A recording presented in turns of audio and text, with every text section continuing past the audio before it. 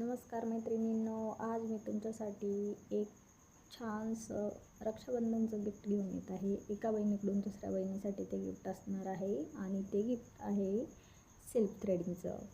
तर बऱ्याच वेळेला असं होतं, सणावारांना प्रत्येक पार्लरमध्ये गर्दी असते आणि घरातही कामं असतात, त्यामुळे आपण पार्लरला जाऊ शकत नाही. तर अशा वेळेला आपण सेल्फ थ्रेडिंग करू शकतो आणि सेल्फ थ्रेडिंगच आज मी तुम्हाला शिकवणार आहे. तर त्यासाठी आपण वापरणार आहोत हा आयब्रो थ्रेड 40 नंबरचा.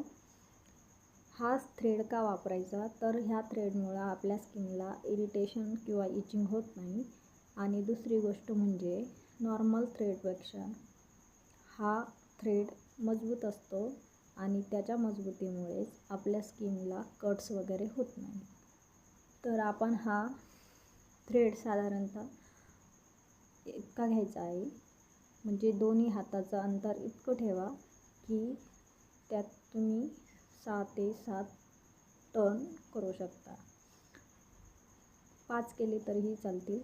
आणि माप असं ठेवा की दोन्हीकडून स्ट्रेच केल्यावर तो थ्रेड स्ट्रेट होईल, ना जास्त लूज आणि ना जास्त फिट्ट होईल.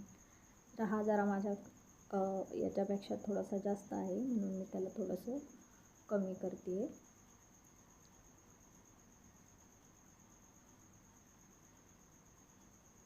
आता हा माझ्यासाठी एकदम परफेक्ट थ्रेड आहे. तर तुम्ही बघू शकता माझ्या थ्रेड बऱ्याच वाढलेल्या आहेत. आणि बऱ्याच पार्लरमध्ये आपण बघतो की कुठलं तरी पावडर त्यासाठी वापरतात. तर मी आज पावडरसोबत अजून एक दुसरी ट्रिक्स तुम्हाला सांगणार आहे. तर त्यासाठी मी आधी तुम्हाला पावडरचा यूज करून मग थ्रेडिंग करून दाखवते.